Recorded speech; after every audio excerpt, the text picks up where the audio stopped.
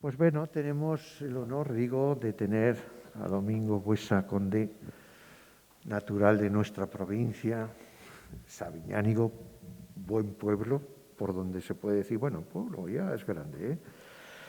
Y doctor en Historia de la Universidad de Zaragoza, catedrático de bachillerato, y es presidente de la Real Academia de Nobles y Bellas Artes de San Luis desde el año 2009. No sé si fue el sucesor del doctor Solsona, con el cual me unía una gran amistad hace muchos años, y hace unos años que falleció. Además, ingresó en 1994 como académico numerario. Leyó su discurso de ingreso el 1 de diciembre del año 2000, referente a la imagen románica Virgen Trono en las tierras de Aragón, tema al que dedicó otro libro titulado Virgen y el Reino de Aragón, imágenes y rostros medievales, de 1994. Es académico correspondiente por Huesca a la Real Academia de Historia desde el año 2001. Los numerosos cargos públicos y académicos que ha ostentado en los últimos años le convierten en un referente de la vida cultural aragonesa. Sus méritos le han valido diversas distinciones. Se ha dedicado a la historia aragonesa, con obras generales y otras específicas, dedicadas a los orígenes del Reino de Aragón, en especial el reinado de Sancho Ramírez, segundo monarca aragonés, y a la historia de la ciudad de Jaca que este rey fundó. Ha publicado también numerosos trabajos sobre las tierras de Sabiñánigo y el Serrablo, y sus trabajos se difundieron especialmente entre 1986 y 1995 a través de secciones fijas en la prensa local, especialmente el diario del Alto Aragón. El tenerlo aquí para nosotros es un honor, para este museo. No es la primera vez que ha estado ya varias veces, siempre nos dice que viene, que está de acuerdo. Y entonces hoy es la Virgen en la escultura medieval. 3 vírgenes en el Museo Diocesano Barbastro Monzón. Nos hablará de tipos iconográficos que se difunden en el periodo medieval como consecuencia del aumento del culto a la Virgen. Yo recuerdo en una charla que nos dio aquí que nos puso como prototipo de la Virgen románica de Ribagorza la que hoy podemos contemplar aquí restaurada, la de Linares. Lo recuerdo perfectamente, estaba en aquel momento de párroco de Benavarra.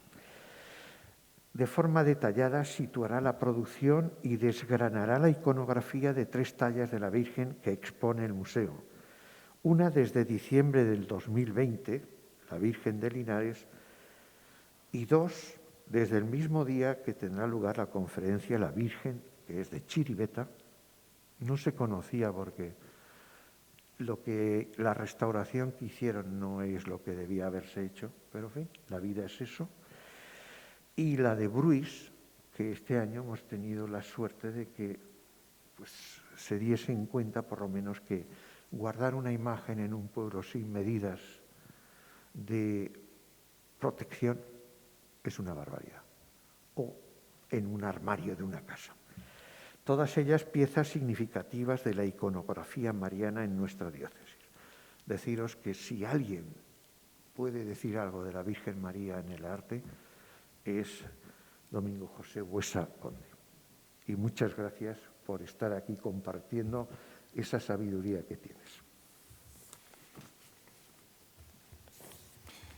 Bueno, muchas gracias al responsable del museo, gracias también a María y sobre todo muchas gracias al señor obispo, mi querido obispo Ángel, por su presencia en esta tarde aquí entre nosotros. La verdad es que venir a Barbastro es bonito, es un sitio hermoso para los que somos de esta tierra, de Huesca, pero en estos momentos es un auténtico ejercicio de identidad. Yo escribí hace muy poquitos meses en el Diario del Alto Aragón en una editorial que entendía que el Museo de Barbastro se había convertido, Barbastro Monzón, como ustedes quieran, se había convertido en un símbolo de la identidad aragonesa, porque al fin y al cabo aquí era donde se había defendido nuestra identidad, nuestra dimensión como pueblo, nuestra leyenda, nuestra tradición y nuestro legado patrimonial, que es muy importante. Y yo quiero dar las gracias a la diócesis y al obispo directamente por todo este trabajo que se ha llevado a cabo y que ha hecho que por fin yo empecé catalogando los bienes el año 96 y al final he logrado ver, aunque yo creía que no volverían nunca, os lo reconozco, nunca pensé que volverían, pues al final he podido verlos volver. Por lo tanto, yo creo que el museo, aparte de ser un museo importante, es un símbolo de nuestra identidad. Y lo decía así en la prensa, y no será la última vez que lo diga, porque yo creo que hay que recordar esta dimensión que tiene este museo y esta casa que ha adquirido a lo largo de esta tremenda lucha porque se nos respete, no porque se nos reconozca los derechos, sino ya porque se nos respete solamente como un pueblo cargado de historia y de tradición. Y luego es también muy importante venir a hablar de imágenes de la Virgen, porque yo he pasado muchos años trabajando y es un tema, la iconografía mariana en la Edad Media, que fue mi discurso de ingreso en la Real Academia y que además es un tema al que le he dedicado varios libros de investigaciones porque yo creo que es muy importante. Habla mucho de cómo se ha ido construyendo esa Edad Media, esa cultura medieval del románico no sería lo mismo sin las imágenes, pero tampoco sería lo mismo la cultura del gótico sin la imagen de María Madre y la imagen de María Mujer. Hoy ya que estamos todos hablando que acaban de descubrir algunas que existen las mujeres, pues las mujeres tenían ya una enorme importancia en la Edad Media, mucha más importancia de las que tienen las que ahora reivindican todos estos capítulos. Y por lo tanto yo creo que es bueno que hablemos de este aspecto y sobre todo que hablemos aquí con tres imágenes, Brís, Linares y Chiriveta, que yo creo que son tres piezas muy importantes que voy a intentar explicarles y darles mi criterio y mi valoración sobre las mismas. Pero que además para mí es un auténtico placer el que estén aquí. Yo creo que una de las campañas que deberíamos de hacer, y ustedes que son guerreros y han demostrado ser buenos guerreros a lo largo de estos años de batallar por los bienes, deberían de trabajar para que las imágenes románicas y góticas no estén por ahí desperdigadas, estén aquí todas en los museos. Tienen que venir a los museos, porque además yo creo que a las imágenes les viene bien de pronto irse de fiestas. Cuando llegan las fiestas, pues se va a la Virgen al pueblo de fiesta, como se van ustedes cuando llegan de fiesta de su pueblo y se van a su pueblo o yo mismo. Por lo tanto, yo creo que es bueno porque las protegemos, porque las mantenemos con criterio y porque además las podemos disfrutar, que es algo importantísimo. El patrimonio de la Iglesia es un patrimonio que la Iglesia ha mantenido desde muy temprano, porque antes de que hubiera legislación jurídica en los aspectos civiles, la Iglesia había legislado ya la defensa del patrimonio. En el siglo XVI ya hay leyes concretas que emanan de Roma protegiendo lo que es el patrimonio. Y esto es muy importante a tener en cuenta, porque esa protección de la Iglesia desde muy temprano por el patrimonio no tiene otra finalidad que la preservación de aquellas obras que simbolizan o significan la búsqueda de la belleza como un acercamiento a Dios, la búsqueda de la verdad, la búsqueda de aquello que de alguna manera ensalza y dignifica a las sociedades y a los individuos. Por lo tanto, es bueno que estén aquí las imágenes, sean populares o sean de mucha calidad, da igual, son todas ellas hijas de su tiempo y son todas ellas depositarias de un legado humano, emotivo y yo creo que incluso familiar que no podemos desechar.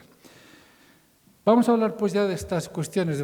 Acabaré con las tres imágenes que ustedes han podido disfrutar ahora al entrar, pero antes una breve, no me resisto a hacerlo, ¿no?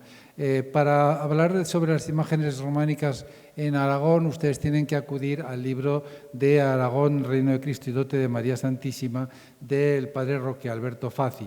Es un libro que piensen ustedes que al estar hecho en 1750 las ha visto y de 1750 aquí ha pasado la intemerata, porque nuestra sociedad a finales del siglo XIX decidió que como había que apostar por la modernidad, las cosas debían ser modernizadas. Y entonces se dedicaron a reformar, a repintar, a quitar, a ponerle brazos, a quitarle niños, a ponerle coronas. Y las imágenes empezaron a sufrir esa enorme fuerza de lo que era el impacto de la modernidad y fueron poco a poco destrozadas. Por lo tanto, han cambiado mucho y es bueno entender cómo estaban en aquel momento para trabajar.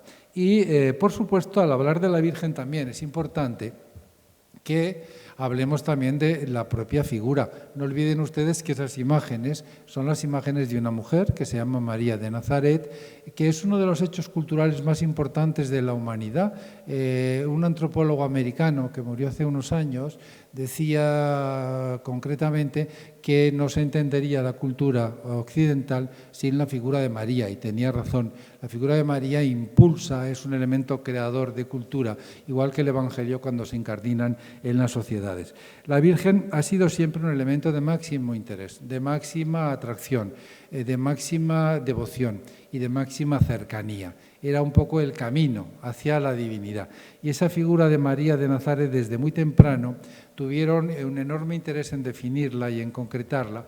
Y el obispo San Epifanio del año 404 decía que la Virgen no era de alta estatura, tenía rubios los cabellos, vivos los ojos, un tanto aceitunada la pupila, las cejas arqueadas y negras, la nariz un poco alargada, los labios rojos y llenos de suavidad al hablar, el rostro ni redondeado ni agudo, sino ligeramente ovalado, las manos y los dedos delgados.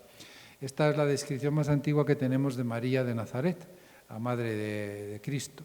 Y evidentemente, si ustedes se dan cuenta, es una descripción perfecta, muy bien hecha, pero que no se ajusta a ninguna de las imágenes que luego verán ustedes a lo largo de los siglos crearse. Porque hay un arquetipo que es María, que va de alguna manera a imponerse sobre toda la tradición y sobre todas las leyendas, como iremos viendo. No obstante, sí que hay imágenes antiguas de María. Concretamente, en el monasterio de Kikos, en Chipre, hay un santo icono con velo, que lo tienen ustedes allí, que dicen que es el icono que pintó San Lucas. San Lucas es un hombre de una enorme riqueza humana. San Lucas, piensen ustedes que es un médico, y por lo tanto, como los médicos de pueblo de antes, no los de ahora, los médicos de pueblo antes tenían lo que se llamaba el ojo, y veían a alguien y ya sabían por dónde venían los tiros. Bueno, pues San Lucas es un buen médico y entonces sus descripciones y su evangelio es de una enorme riqueza. Y él, la tradición realmente describe muy bien lo que ocurrió y a la Virgen, que aparece muy pocas veces, dicho sea paso, en los evangelios, pero bueno, San Lucas es el retratista oficial de la Virgen, y ahí lo tienen ustedes arriba pintando a la Virgen, el icono que evidentemente lo tienen abajo, y que además es un icono que no lo suelen descubrir nunca, porque lo llevan tapado, está siempre tapado, y cuando lo pasean, el icono existe, y cuando lo pasean hacia arriba, mirando al cielo, con lo cual ustedes pueden asistir a la procesión del icono de Kikos, pero no lo verán nunca, porque cuando va andando va mirando al cielo y cuando lo bajan está cubierto concretamente. Piensen ustedes que además todo esto viene de una leyenda que el patriarca de Alejandría, en 1669, se llamaba Gerásimos, se atrevió a levantarle el velo de la Virgen y cayó fulminado, y desde entonces se mantiene esta tradición, porque dicen que fue castigado por su impiedad. Evidentemente yo creo que es más un elemento de protección y de sentido común a una pieza muy antigua, les estamos hablando de una pieza muy antigua, piensen ustedes que estamos hablando del emperador Alejo I Comneno, es decir, que estamos en los inicios de lo que es la andadura del cristianismo. Evidentemente, en el mundo occidental también tuvo representaciones María.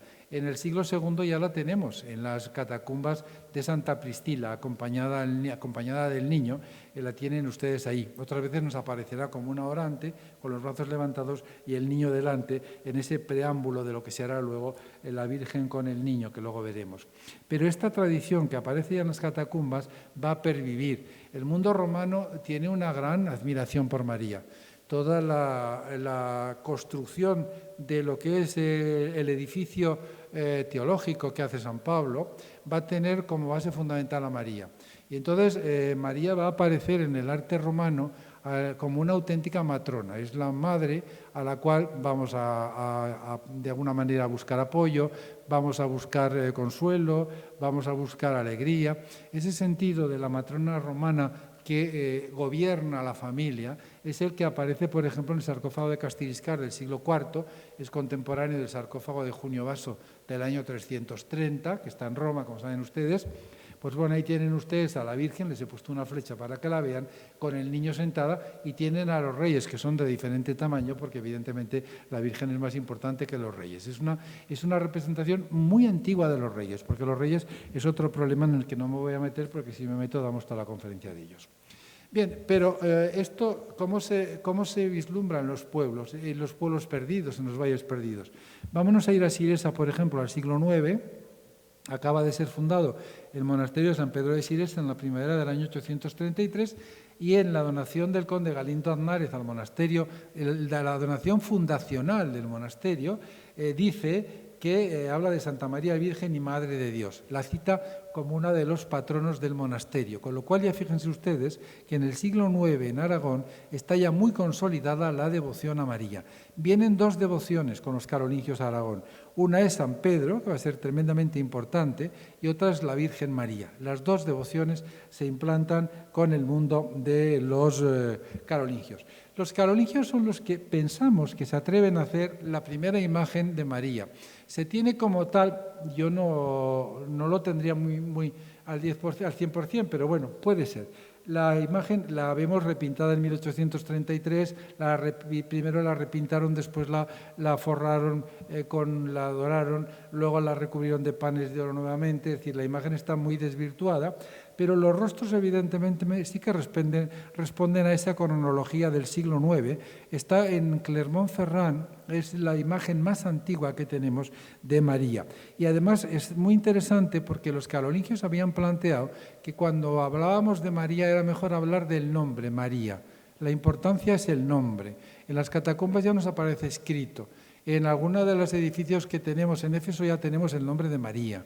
Es decir, los carolingios plantean, en ese debate que ellos se organizan, que evidentemente hay que rechazar las imágenes porque son creaciones humanas, pero hay que recuperar el valor del nombre. Están en lo que luego Fray Luis de León hará después de muchos siglos, volverá a recuperarlo. Por lo tanto, esta parte de que solo sirve al conocimiento humano la representación de la Virgen y de la iconografía, pues de alguna manera lleva a que no haya gran calidad y cantidad de imágenes. Que sepamos de este siglo IX en el que yo les estoy hablando, finales del siglo IX, estaríamos en la última decena del siglo IX, solamente conocemos la de Clermont-Ferrand, que ya les digo que es una imagen complicada.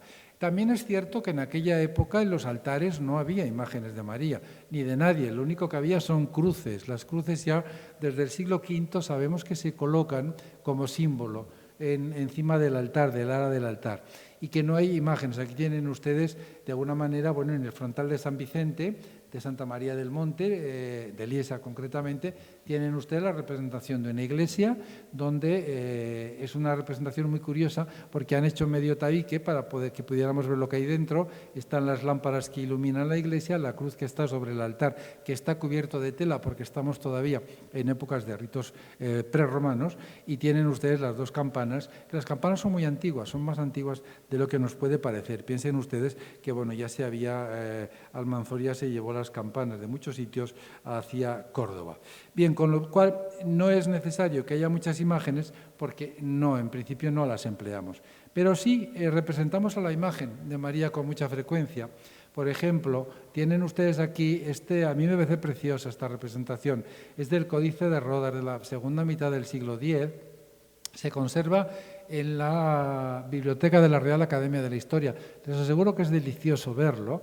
Y en este códice hay una representación de María con el niño que porta la cruz, si se dan cuenta, y los tres reyes magos que están camino de María. El trono de María es muy sintomático porque les recordará inmediatamente a trabajos de Roda, a imágenes y iconografías de Roda, y la propia configuración del peinado de la Virgen, con esos mechones que van a ponerse de moda ya en este tiempo y que todavía se mantendrán siglos después en Lierta, por ejemplo. Bueno, entonces aquí esto es muy interesante porque ya nos demuestra que hay una representación clara, es decir, la Virgen con el niño en el momento en que el niño está viviendo la Epifanía, es decir, está mostrando María a su Hijo al mundo y lo está enseñando al mundo. Y esta Epifanía va a ser el origen de la imagen medieval, de la imagen que enseguida vamos a ver. Porque ustedes imagínense que yo ahora estos tres Reyes Magos los quito y me voy a la otra imagen y coloco solamente una imagen. Cuando nosotros estamos delante de esa imagen de allí, de cualquiera de las imágenes, no están los Reyes Magos delante, están ustedes. Por lo tanto, este es el gran cambio que se produce en el siglo XI. Los Reyes Magos abandonan el protagonismo y la epifanía de Cristo no se la enseña María al género humano en general, a la abstracción del mundo, a lo que pueda ser el concepto de la humanidad, no. Se lo enseña a cada una de las personas, con lo cual entramos en una religiosidad profundamente unitaria y espiritual, directa, absolutamente directa y vivida desde cada persona con su imagen. Este es el origen de estas imágenes de las que luego vamos a hablar. Por lo tanto, yo creo que es muy importante que ustedes lo tengan claro. Y en la zona en la que estamos, en este momento, surgen una serie de imágenes, por ejemplo, la Virgen de Obarra, en donde, de alguna manera, las gentes que viven en este territorio deciden hacer una tipología propia de María. Esto es un gran avance que a veces ha pasado desapercibido, porque saben ustedes que nuestros vecinos al oriente tienen la enorme capacidad de apropiarse absolutamente de todo. Bueno, ya saben ustedes que Leonardo da Vinci era catalán. Pero en esta apropiación de todo se han apropiado de lo que es la iconografía. Y no, la iconografía de la Virgen, y esto ya Puig Calafell ya lo dijo, a pesar de ser catalán, que hay una escuela ribagorzana, y la escuela ribagorzana tiene su sede en Roda de Isàvena, que es el centro neurálgico de todo ese proceso. Y hace una imagen muy clara, que yo les he puesto esta simplemente para que ustedes lo vean, porque me interesa que lo tengan claro en la memoria. Verán ustedes que es una virgen con una cara muy alargada. Tampoco les extrañará si recorren nuestra tierra. La gente de esta tierra es de cara alargada, no lo olviden. Somos gente de cara alargada, ¿no? Los más gordos menos, pero los delgados de estas tierras suelen tener las caras muy alargadas. Por lo tanto, esa cara, porque las imágenes responden a lo que se está viviendo. Ese canon alargado, que es mucho más largo, el canon es mucho más largo que el resto del cuerpo, es decir, serían cabezones en principio, no es el impacto tan fuerte porque están sentados.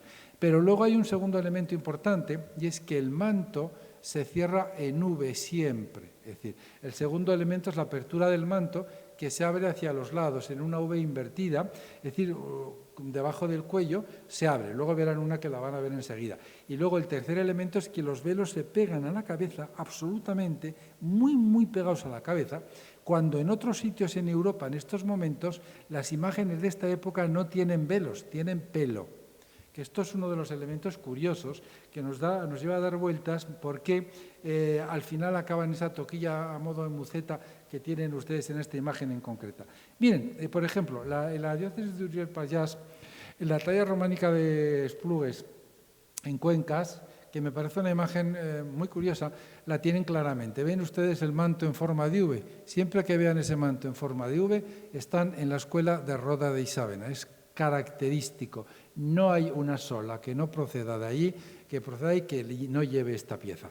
Y si ustedes van más allá, a Nuestra Señora de Pedric, que es una imagen preciosa de la segunda mitad del siglo XII, ahí hacia 1170, tienen ustedes, vean detrás del niño, cómo el manto sigue estando en V, realmente esa cara alargada y los velos muy pegados al cuerpo. Con lo cual, ya hemos planteado de alguna manera lo que es una iconografía muy perfecta en la zona en la que estamos de Roda de Isàvena. Considérenlo esto un paréntesis que yo creo que era bueno plantearlo y recordarlo. Vamos a hablar de la Madre de Dios como Teotocos. Saben ustedes que el concilio presidido por el patriarca Cirilo de Alejandría estuvieron entre junio y julio del 431 a Zarpa la Greña discutiendo si María era la madre de Jesús humano o era también la madre de Jesús divino, para que ustedes me entiendan sin entrar en más asuntos, ¿no? Al final, evidentemente, se entendió que estábamos hablando de Teotocos y que, en consecuencia, estamos hablando de la Madre de Dios.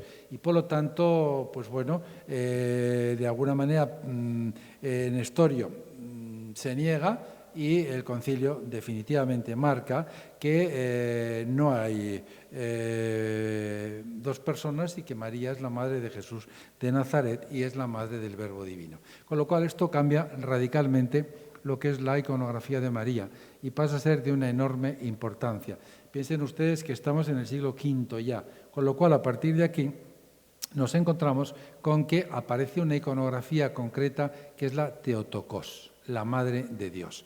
Y la Madre de Dios está sentada, la Madre de Dios se sienta sobre un trono porque tiene tratamiento realeza, pero a su vez ella se convierte en el trono de su hijo, con lo cual hay un sometimiento al niño, que es el protagonista de la escena, a Cristo, y en consecuencia la Virgen abre las manos como si fueran los apoyabrazos de los sillones para que el niño esté dentro de ella, esté en el trono humano que constituye la Virgen.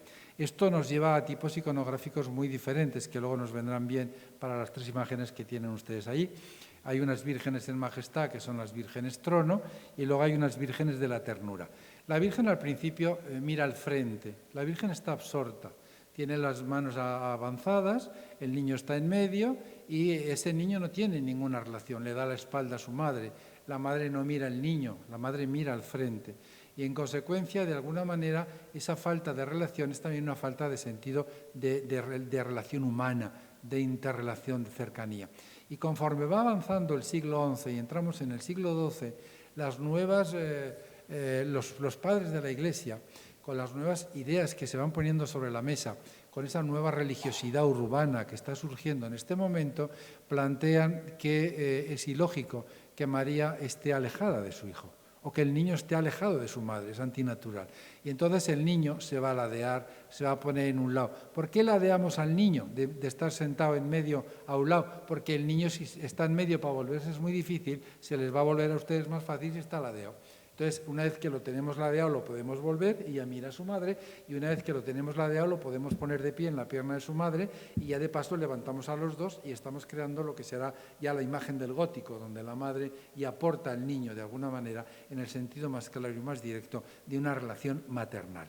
Bien, esas son las que se llaman las vírgenes de la ternura. María ha dejado de ser el trono y pasa a ser una madre tierna, que tiene diferente al niño, lo puede sostener sobre su mano, que muchas veces lo verán, ahí hay una, lo puede sostener sobre el brazo y lo sostiene, son lo que llamamos en iconografía las vírgenes sustentantes. Pero luego la Virgen de alguna manera puede arroparlo y levantar el manto para proteger al niño del frío, de lo que sea, y las vírgenes levantan el manto, verán ustedes alguna, y las llamamos las vírgenes del manto, con la finalidad de proteger y dar cobertura al niño. Y hay una tercera, que son las vírgenes del apoyo, es decir, la Virgen coge al niño por la espalda para que no se le caiga, y esa es la Virgen del apoyo, con lo cual, como ven ustedes, estamos construyendo la figura de María como madre. La Virgen del Trono, la más importante es la Virgen de Villanueva. Yo creo que es la Virgen más antigua que tenemos en Aragón, en el Valle del Aragón, encima de Jaca, Villanueva. Y Villanueva, la Virgen que tienen ustedes ahí, la Virgen de la Consolación, es una Virgen del año 1090, que yo la tengo estudiada y bastante documentada, y que además les voy a hacer una primera llamada, porque yo les voy haciendo llamadas para luego resolver el enigma que tenemos en aquella vitrina. La primera llamada que les voy a hacer es que fíjense lo delgada que es un elemento a tener en cuenta. Es una Virgen muy antigua y es una Virgen muy delgada, en que casi no sabemos si puede estar sentada o está en el aire, es decir, esa delgadez extrema de la Virgen, que de alguna manera parece una maniquí de un desfile, de una pasarela parisina, pues ese concepto de la delgadez extrema de la Virgen, esas vírgenes planas, es un elemento de antigüedad dentro de la iconografía. La cara es muy clara, es decir, se marcan los ojos, se marcan las cejas y la boca. Las bocas de las vírgenes, si ustedes se dan cuenta, son bocas muy rectas, absolutamente rectas. Y esas bocas rectas son bocas, ¿cómo les diría yo? En algún momento pueden decir, hombre, es un rasgo de osco. La gente que tiene la boca recta la suele tener más cuando se enfada, es decir, es un signo del enfado. Es decir, si le ha puesto a la boca recta, mejor damos la vuelta y no hablamos. Pues este es el concepto, ¿no? Pero no es porque la Virgen tenga un planteamiento de osquedad o de alejamiento hacia quien la ve, sino que es un modelo de respeto, esa inexpresividad que ustedes dicen cuando ven a la reina de Inglaterra, esta mujer no se mueve por nada, ni llora por nada, ni se cantea por nada, o como ven ustedes a un gran cardenal, que son, que pasa el tiempo, el reloj y todo el mundo está moviéndose y ellos son como auténticamente un palo de cemento. Es decir, ese rasgo de la rigidez como respeto es algo que las imágenes tienen y por eso se plantea a estas vírgenes con las bocas muy rectas, que cuando salgan las podrán ver con todo detalle. En las vírgenes de la ternura, la virgen sustentante clásica es la Virgen de Rañín. El niño está sentado sobre la mano de la Virgen, si se dan cuenta. El niño se ha ladeado y entonces se sienta sobre la mano de su madre. Ya estamos avanzando el siglo XIII, estamos ya en la sociedad de los caballeros, en el feudalismo pleno. La Virgen del Manto es la Virgen gótica la Virgen de Daroca, del siglo XII, la que se llama Virgen Goda, porque creían que era gótica, pero no es gótica, es románica. Es una pieza impresionante, es más grande que yo para que ustedes hagan el tamaño de esta pieza. Bien, es una pieza magnífica, yo creo que es de las grandes piezas que tenemos en Aragón y ven que el manto lo está levantando en ese sentido de proteger al niño, pues bueno, pues de la corriente de aire, del aire, es un gesto simplemente de protección. Y la Virgen del Apoyo, pues aquí tienen la de Pedruí, de Puebla de Roda, que ahora ya la ven entera, antes han visto un trocito, pues fíjense cómo tiene la mano para que el niño, si se ladea, no se caiga, es decir, está de alguna manera apoyándolo y protegiéndolo al niño. Bien, estos son asuntos generales que yo quería plantear en primer lugar para que ustedes tengan unas referencias y ahora ya entramos en materia. No es que haya perdido el tiempo, es que nos van a venir muy bien para lo que vamos a ver ahora. Y vamos a ver las tres imágenes que hoy se presentan aquí, que tienen ustedes allí.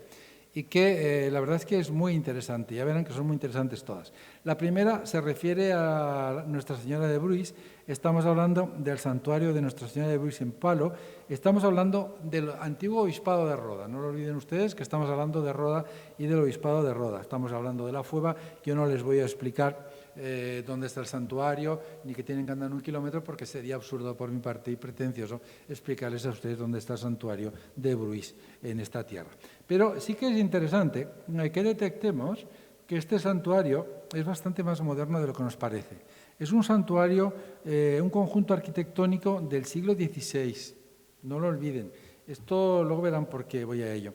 Es un santuario, pues está compuesto la sacristía, de alguna manera se adosa, hay unas torres, está el pórtico que además es del siglo XIX, si no recuerdo mal. Bueno, es decir, que es un edificio que ha ido creándose a lo largo del tiempo porque estamos en una zona rica y esa zona preponderante tiene un papel económico potente y por lo tanto va generando la ampliación del santuario. No me interesa el santuario, pero sí me interesa en este caso, porque a veces los santuarios no nos llevan a la pista, sino nos llevan la tradición, la venerable tradición de las imágenes. Yo acostúmbrense a utilizar este término, venerable tradición, que es cuando nos referimos a imágenes de carácter sacro o sagrado, venerable tradición. Bien, la venerable tradición dice que aquí ha habido muchas rogativas para pedir lluvia. Se llevaba la imagen hasta Palo, y durante 9 días seguidas se hacía la petición. Esto es un elemento muy antiguo, pero además es mucho más antiguo, por ejemplo, que, y luego una vez que se conseguía la lluvia, la imagen volvía al santuario, es decir, se la castigaba a no volver mientras no llovía. Esto es muy típico en la relación, es una relación humana.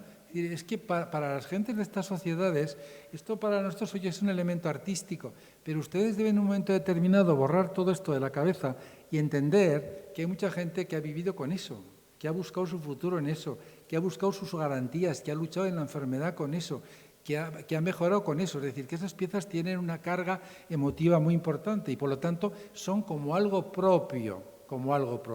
Entonces, si no me haces llover, pues no te vuelvo al santuario y te castigo. Y esto es algo absolutamente normal y no lo entiendan ustedes como una cosa impía, sino como una cosa absolutamente cariñosa.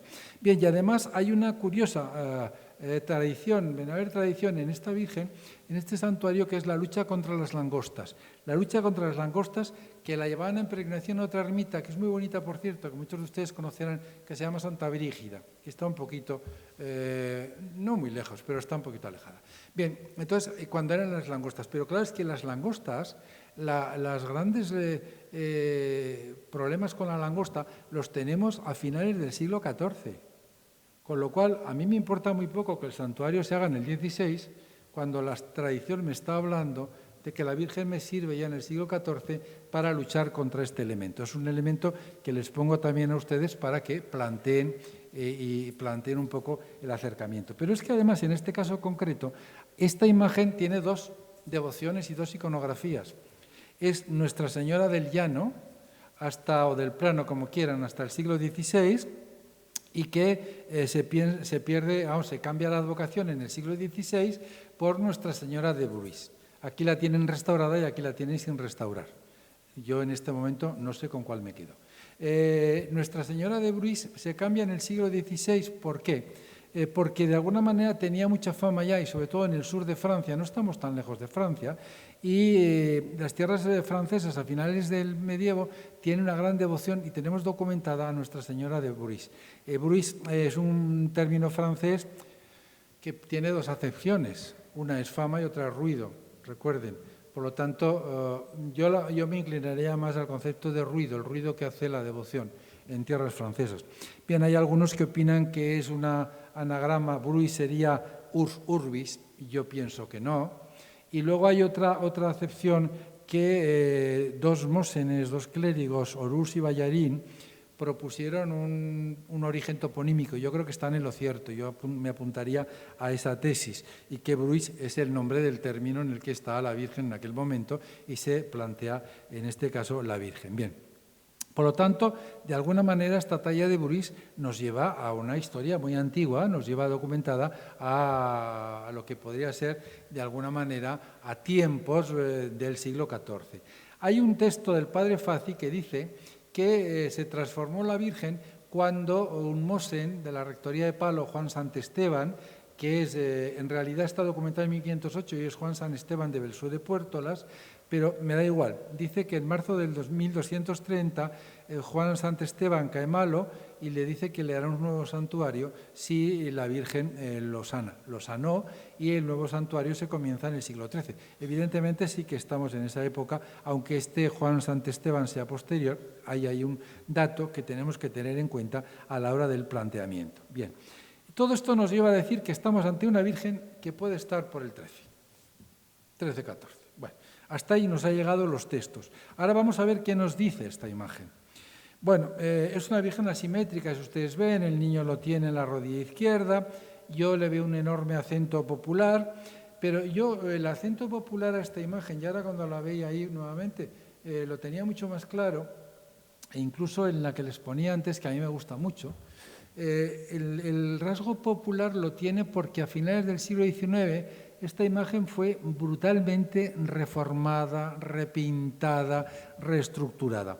Por lo tanto, esas restauraciones decimonónicas a que la sometieron alteraron lo que era la imagen y nos dieron otra imagen diferente, que, claro, con el paso del tiempo, el deterioro que genera una intervención tan brutal sobre una pieza, porque las vírgenes son madera, no lo olviden, y la madera tiene vida y se mueve y coge humedad y se seca, es decir, responde como los seres humanos. Por lo tanto, esta brutal intervención para modernizarla la perjudicó profundamente. Y sobre todo, yo creo que el gran desastre de estas imágenes fueron las cabezas. Esta imagen sufrió una enorme agresión en la cabeza. Los ojos, evidentemente, no son ojos que respondan a la iconografía del momento, sí lo que es la forma de la cabeza en realidad, sí lo que es el perfil de alguna manera, pero esas cabezas, y además el padre Fazi decía que la imagen era bastante morena. Como pueden ustedes ver, no es morena, con lo cual es un elemento más que nos va a plantear. Primera pregunta que yo me haría, ¿el pelo es el velo? Primera pregunta que me haría, ¿esto que veo aquí es el velo o es el pelo? Segunda pregunta, ¿se cambiaron las telas por el pelo cuando se hizo la reforma? ¿Cómo cambia el rostro al plantearse un pelo pegado al rostro y no el velo, que le da mucho más aire, mucho más volumen, más fuerza? Es decir, son todo preguntas que de alguna manera nos plantean, pero lo que sí que es muy curioso, lo veíamos antes, es ese trozo de velo que tienen sobre el hombro, que eso sí que canta, eso canta claramente la iconografía en la que luego nos vamos a ver. Vean el pelo del niño. El pelo del niño es un alarde de cómo no se va a hacer el pelo de un niño, pero es un pelo hecho en el siglo XIX, donde tienen unas ideas estáticas se empieza ya Viollet-le-Duc a hacer repertorios de modelos de peinados y va peinado como las películas que vean ustedes de guerreros medievales, pues va peinado igual, es decir, han visto eso y alguno lo ha hecho. Bien, pero todo esto que nos va acercando a la figura ya nos pone en guardia de que lo que nos pueda parecer en principio muy poco reseñable es que la imagen ha sufrido mucho a lo largo de su tiempo. Pero además esta imagen nos presenta una cosa rarísima, y es que tiene las barras de Aragón en el trono. Pero les voy a avisar, no son las barras de Aragón, no, son la enseña real de los reyes de Aragón. Las barras tienen otro concepto y otras medidas y otro planteamiento. Esta tela que tienen ustedes ahí es la tela que el rey tenía cuando iba a caballo para encima del caballo. Él era el único que tenía capacidad de sentarse sobre lo que se llamaba la señal real de Aragón, de los Aragón, que es el nombre de nuestra dinastía, pese lo que pese a nuestros vecinos. Bien, pues esta Virgen de pronto resulta que le han colocado una tela. Y ustedes dirán, bueno, le han puesto la tela igual que se la ponen al rey en el trono de la Aljafería. Pero claro, es que la Virgen es muy importante en el siglo XIII. Y estas vírgenes no son nada raros. Aquí puede parecernos raros. A mí me asombra que esta imagen tenga este tratamiento. Pero algo habría, porque si no el restaurador no lo saca, eso lo tengo claro. Es decir, que al principio estaba hecha.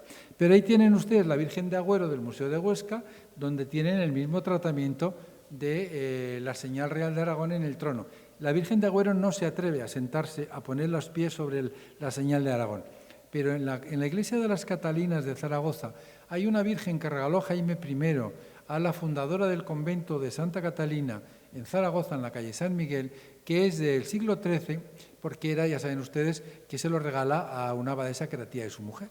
Y entonces le regala la imagen real que está en la Aljafería y que él mismo ha ordenado que se coloque al pie de la Virgen la señal real de Aragón para que la Virgen, que es figura importantísima, sea igual que el rey pise, o que el rey pise igual que la Virgen, la señal de Aragón, que nadie lo podría hacer. Es decir, ustedes están en el siglo XIII visitando la Aljafería, se cuelan allí, está el trono con la señal y se les ocurre poner sus pies y no saldrían de la Aljafería y lo pasarían bastante mal, porque era una de las señales claras de la autoridad del rey. Pero la Virgen lo lleva. Entonces, esto nos lleva a una época en que esto se puso, que es la época de Jaime I. Jaime I, 1218-1276. Con lo cual, ya vamos detectando elementos que nos van a ayudar a lo que la imagen nos va a explicar. Bien, seguimos avanzando. Bien, en este momento decimos, bueno, ¿qué han dicho los autores sobre esta imagen? García Guatas, Manolo dice que es del siglo XIII, que es de una imagen de transición románico-gótica. Aquí ven cómo está pisando la enseña real de Aragón. Pero a mí hay un elemento que me choca mucho y es el niño. Ustedes ven que el niño es como un equilibrista. El niño es como un auténtico equilibrista. Está sentado sobre una inexistente silla que ustedes no ven, por supuesto. Es un niño descalzo que no tiene silla en la que se sienta y que con los pies descalzos va a apoyarse en la rodilla de su madre, pero que en principio no se apoya en nada. Es un ejercicio de equilibrio notable. Bien, este niño lo tenemos perfectamente documentado en las imágenes que se hacen en Huesca, en la escuela de Huesca, en la escuela de escultura de Huesca de finales del siglo XII, principios del siglo XIII, es decir, anterior a 1200, lo tenemos señalizado de alguna manera como elemento simbólico. Es decir, cuando ves una imagen de este tipo con el niño equilibrista y dices, uff, estoy en Huesca, finales del siglo XII, hay un taller muy potente en torno a San Pedro el Viejo que hacen una imaginería muy notable. No olviden ustedes que ahí está Ramiro II el Monje, que es el mayor devoto de la Virgen María que ustedes puedan imaginarse. Es el que pone en marcha en Aragón las grandes fundaciones de Piedra, Rueda y Veruela con la Virgen. La Virgen entra en Aragón de alguna manera con la figura de Ramiro II el Monje. Bien, entonces, ahora mi problema sería decir, bueno, pero el trono, la tela del trono es del siglo XIII la tengo documentada en tiempos de Jaime I, claro, la tengo documentada, pero en una miniatura de un documento de Pedro II nos aparece la misma iconografía, con lo cual no sería raro que nos la pudiéramos llevar a finales del siglo XII. Y que, lógicamente, cuando Jaime I hace esto, en los primeros años, en los primeros 20 años del siglo XIII, está haciendo simplemente lo que está acostumbrado a ver tradicionalmente en su casa y a su familia. Con lo cual, esto nos llevaría a tener por final que plantearnos que la imagen esta, con todos los destrozos que tiene la pobre y con todo lo que ha sufrido, es una imagen de finales del siglo XII. Yo la situaría a finales del siglo XII. No sé si entraría entre 1080 y 1200, o me iría a 1090, si fuera 1190, perdón, 1180 y 1200, o me iría a 1190, 1200, por aquello de ser más prudente que nos gusta a todos. Pero es que además, cuando yo ahora la sitúo tal como la tienen ustedes en pantalla, me doy cuenta el elemento que vertebra el manto. Es como una especie de protector que lleva, que es muy clásico de la moda de finales del siglo XII. Pero hay un elemento que me choca ahora mucho más cuando lo veo y cuando lo descubrimos así, porque a veces las imágenes hay que verlas un poco así, ¿no? Vean ustedes el cinturón. Ese cinturón es muy importante, pero muy importante ese cinturón, porque ese cinturón nos lleva fundamentalmente lo que llamaríamos el ceñidor. Técnicamente hablaríamos de un ceñidor que ajusta a la cintura. Con lo cual me llevaría más a finales del XII que al XIII. El propio cierre, la moda del cuello cerrado, ese modo del cuello cerrado es un modo de finales del XII. El cinturón o el ceñidor, para ser exactos, que ajusta también. Esa rusticidad en la volumetría, porque si ustedes ven el original se darán cuenta que las piernas se les han quedado cortas. Si la Virgen la pusiéramos de pie, sería horrible, porque tendría unas piernitas muy cortas y un cuerpo muy grande. Se les ha ido la proporción. Estamos en la época, estamos en ese momento. Cuando sientan a la Virgen ya no importa la proporción de lo de abajo, ya entramos en la importancia del busto. Bien, con lo cual todo esto nos llevaría a finales del siglo XII. Y un elemento más a tener en cuenta. La Virgen es totalmente plana, lisa. Si ustedes se dan cuenta, lo único que se marca como relieves son las líneas de la propia pintura. Esto nos lleva a esa rusticidad de finales del siglo XII, con lo cual la cronología de esa imagen nos llevaría a finales del siglo XII. Nueva imagen. Nuestra Señora de Linares en Benabarre es una pieza magnífica. Ya saben ustedes, estamos hablando de la capital de la Baja Ribagorza.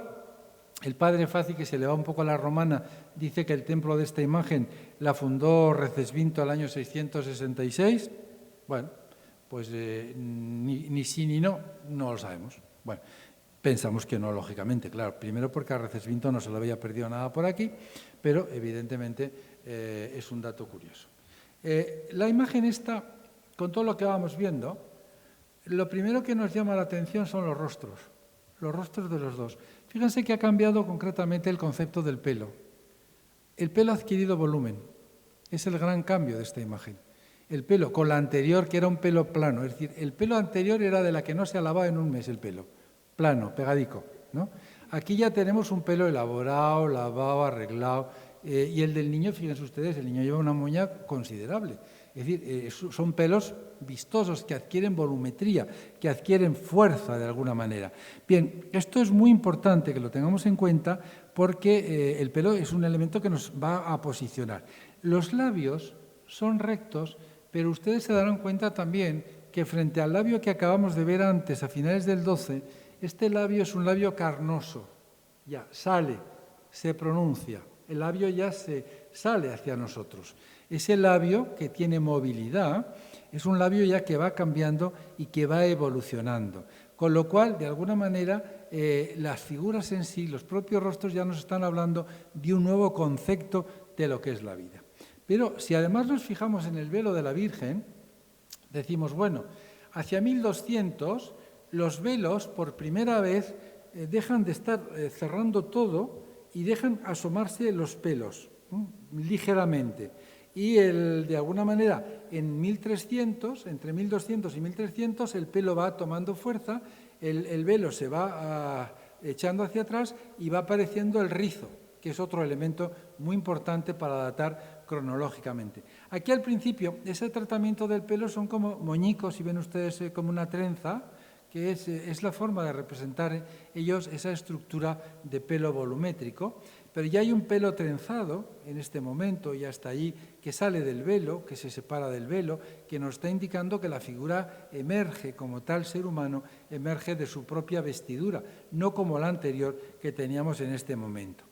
Pero además, con lo cual ya estaríamos hacia 1200, con lo cual, si nos vamos a ver la imagen, el cuerpo de la imagen, se darán cuenta que la imagen está vestida con un peyote, que es ese elemento azul, que el peyote descubre parte del torso y sobre todo descubría las caderas, con lo cual era muy cómodo y uno se hacía un peyote a los 18 años y se lo iba poniendo a los 60, porque aunque todos nos vamos ensanchando da igual, porque el peyote está ensanchado por los lados, está agujerado, con lo cual podemos ir construyendo, es decir, que también hay que valorar un poco lo que son las modas y los elementos, ¿no? Bien, este peyote, que es un traje en realidad, diríamos hoy un traje sin mangas, nos indica que estamos ante una moda nueva. ¿Cuándo se impone el peyote en la moda europea? En el siglo XIII.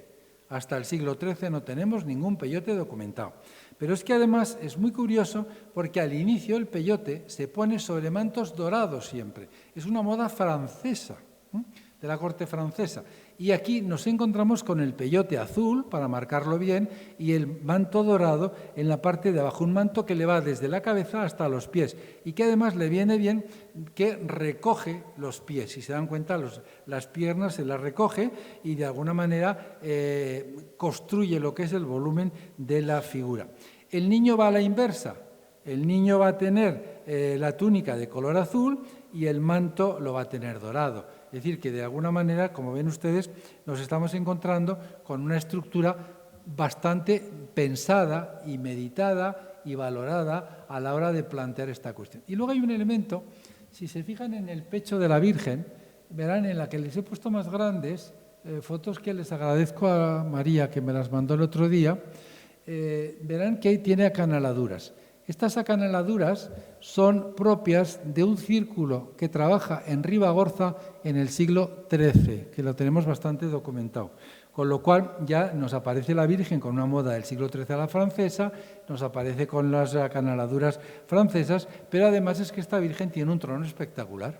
Es decir, ya hemos dejado la silla clásica, la silla pobre, y ahora nos vamos ya a un trono magnífico en donde de alguna manera el trono se construye con pináculos góticos en los laterales del trono, como pueden ustedes ver. Antes lo único que remataba eran unas bolas redondas, doradas o verdes o azules, pero ahora ya estamos con las acanaladuras propias y la estructura, fíjense, de una estructura vitrial del trono. Con lo cual estamos en un trono fundamentalmente gótico.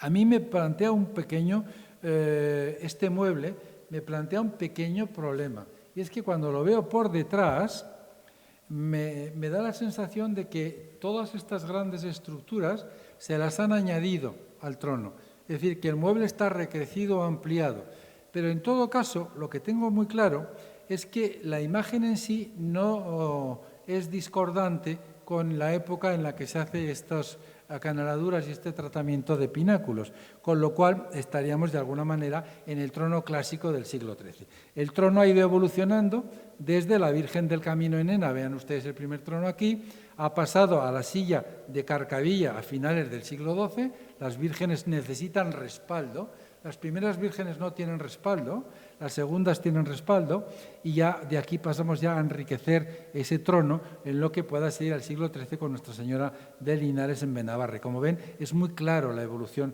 del trono en la iconografía.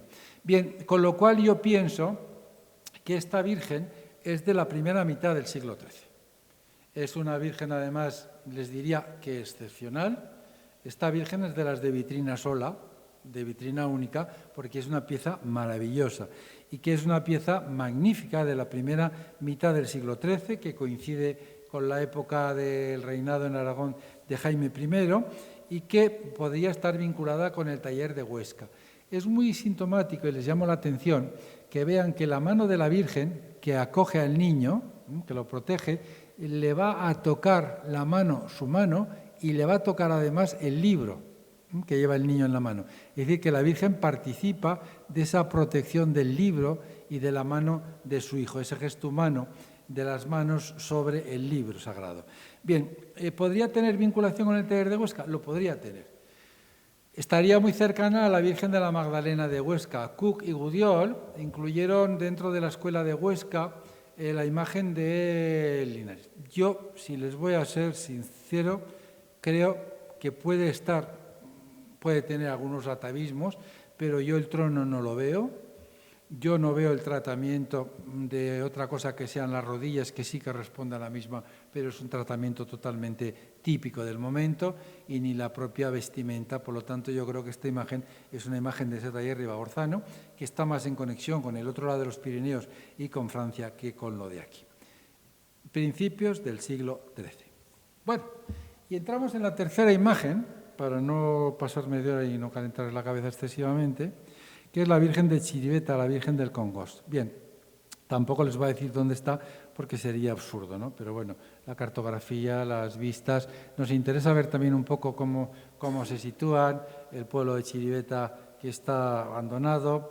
Estamos de alguna manera en una zona fundamentalmente muy agreste, en una zona muy difícil, en una zona muy cerrada, en una zona en la que además piensen ustedes que estamos hablando de una imagen fundamentalmente aislada. Lo van a ver enseguida y verán por qué les digo esto. Bueno, estamos en general, que no voy a cometer el error de explicarles dónde está Chiriveta, por supuesto, que ustedes lo han visto. Pero a mí me asombra mucho que el Gobierno de Aragón, en su página de bienes culturales, diga lo que dice aquí. Bueno, no les voy a leer todo porque no les quiero castigar, pero dice que la talla de Nuestra Señora del Congost, que procede de la ermita, originariamente de la ermita de Nuestra Señora del Congost, lo cual es evidente, no hace falta hacer un doctorado para llegar a esa conclusión.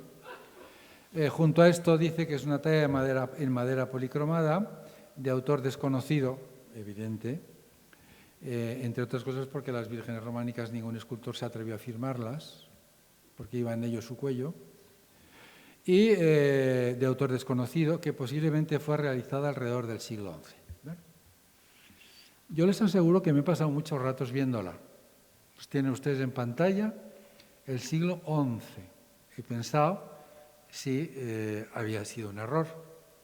No, lo reiteran en otra segunda ficha, le dicen que es del siglo XI y que tras la restauración realizada en 1999, con lo cual me hablan de una restauración realizada en 1999, que me gustaría ver la foto anterior, evidentemente. Sería una de las cosas que sí que les aseguro que daré dinero por ver la foto de esta imagen antes de esa restauración. Evidentemente la imagen es muy complicada. Lo que sí que tengo claro, o yo no sé nada, o esto no es del siglo XI, para empezar. Entre otras cosas, por algo tan sencillo que, excepto en las películas de Hollywood, cuando hacen películas de Doña Jimena y el Cid, nunca se hizo en el siglo XI, ninguna dama llevó el tocado que lleva esta imagen. Entre otras cosas porque es un tocado que Bernix, que es la trataísta más importante en el tema de iconografía y vestuario, nos dice que tiene dudas de llevarlo hacia 1350. Tiene dudas, aunque no les cuento ya, para llevarlo al siglo XI. Bueno, evidentemente esto no creo que sea del siglo XI. Primer problema. Segundo problema. ¿Esto qué es? Es una virgen embarazada.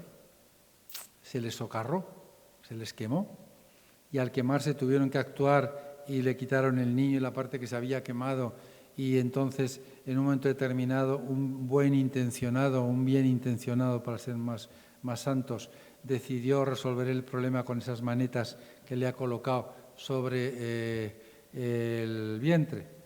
Bueno, puede ser. Porque se quemó no lleva niño. La Virgen la cerraron por la cintura.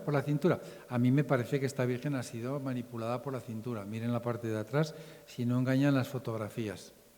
Esto, María, la podéis ver con más detalle aquí. vosotros con detalle, pero vamos, a mí me parece que hay alguna actuación que se nos escapa. Entonces, la siguiente pregunta es, ¿esto qué es? ¿Qué es esto? Porque claro, dices, no, mire, es que es una imagen de la Virgen embarazada.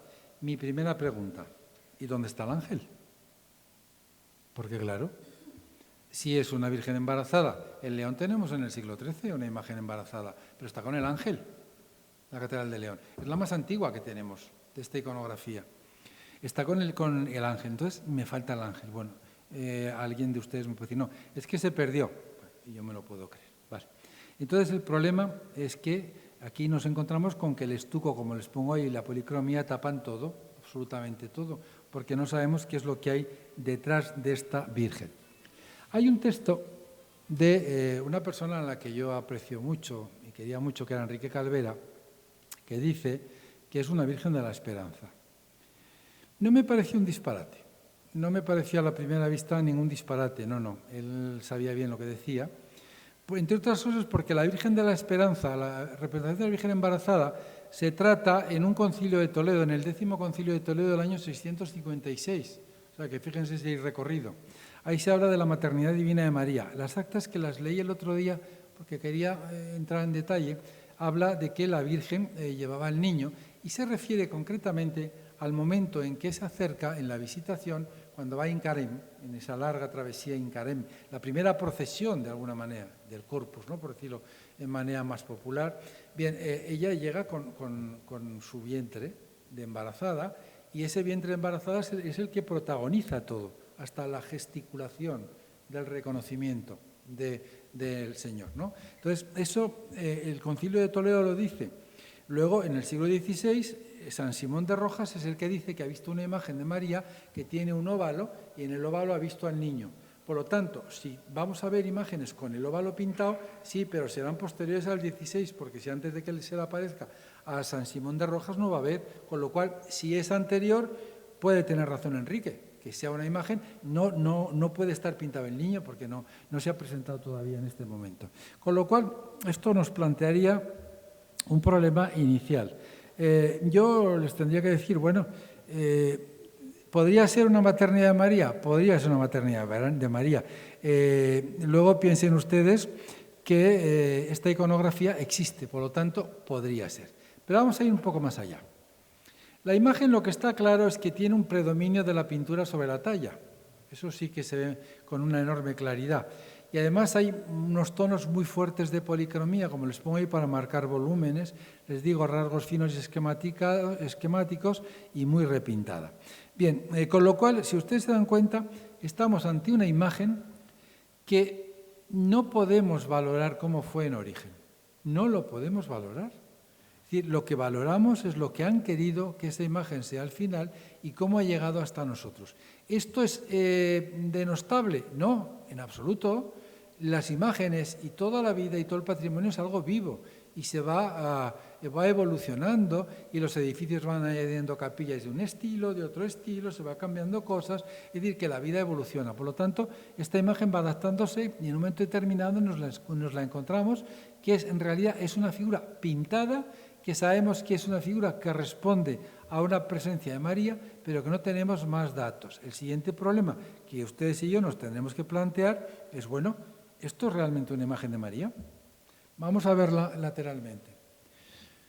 Nos encontramos con una enorme delgadez, Bueno, y esta enorme delgadez nos lleva a valorar los dos elementos extremos. El tocado que tiene es un tocado del 13, si tiene pintura de estos elementos que son elementos cromáticos, por decirlo de alguna manera. Es decir, son coronas anulares con sugerencia de piedras esmaltadas, que son del 13. Pero se la han podido pintar después. La corona inicial no creo que tuviera muchas piedras esmaltadas y que fuera muy potente, pero tiene una cierta corona. Con lo cual, este tocado entraríamos a trabajar en él en 1200. El trono, evidentemente, estaría también en ese momento de principios de 1200. Seguimos avanzando. El escote cerrado con broche es un escote que lo tenemos perfectamente en el siglo XIII, perfectamente documentado, con lo cual esas túnicas pintadas sin volumen nos aparecen ya marcadas en el siglo XIII, con lo cual esta corona anular decimos, bueno, vamos a intentar ajustar un poco más la corona anular. Presenta, como les digo, sugerencia de piedras esmaltadas, colores vivos. La Virgen de Carcavilla lo tiene, es de fines del XII, la documenté yo esa Virgen. La Virgen de Bámbola, que se conserva en el Museo de Calatayud, es de principios del XIII, hacia 1220, 1230, y la tiene. Y la Virgen del Agua de Castellote, que está documentada hacia 1170, es decir, segunda mitad del siglo XII, los tiene. Lo único que no tiene son los colores. La corona al principio, en el XII, como ustedes ya me han entendido, no tiene adornos, y en el XIII se incorporan las luces o la pedrería en ese momento en el que el lujo empieza a ser un elemento a tener en cuenta. Con lo cual, la corona, evidentemente, sería del siglo XIII. Con lo cual, esta imagen, bueno, pues yo creo que habría que situarla fundamentalmente a finales del siglo XII, principios del siglo XIII. Sería la cronología correcta de esta imagen. Y aquí las tienen las tres, ordenadas ya con tiempo. La primera imagen sería una imagen de finales del siglo XII, sin ninguna duda, la pueden ustedes poner donde quieran porque es de finales del XII, por lo que nosotros sabemos a fecha de hoy. La del medio estaría a caballo entre el XII y el XIII, finales del XII, principios del XIII. Las manos habría que hacerle alguna radiografía y se lo ofrezco al museo para ver qué pasa con esas manos, que a lo mejor hasta nos llevamos una sorpresa y Enrique tenía razón, que tampoco sería muy raro. Porque sea solamente un ejemplo no significa que no exista. Siempre hay casos raros y casos raros. Esto es lo primero que tenemos que aceptar. Y luego, la imagen última que tienen ustedes ahí, la Virgen de Linares, es de la primera mitad del siglo XIII. Yo estaría pensando en esa imagen hacia 1220, 1230, en esos inicios del reinado de Jaime I, que aquí todavía es muy potente, la nobleza ribagorzana tiene un gran papel y un gran poder en el reino, y hay unos tallistas muy poderosos en este territorio que están haciendo tallas de la Virgen de una enorme importancia. En todo caso, como ven ustedes, sin quererlo, hemos hecho una secuencia, finales del 12, 1200, 1230, con lo cual 30 años antes, 30 años después, hemos hecho una secuencia por tres imágenes que nos hablan fundamentalmente de algo, del interés que tenían las gentes de esta tierra por generar belleza, por generar referencias y por hacer realidad y plasmar y dotar de imagen algo tan etéreo como pueda ser la fe. Muchas gracias.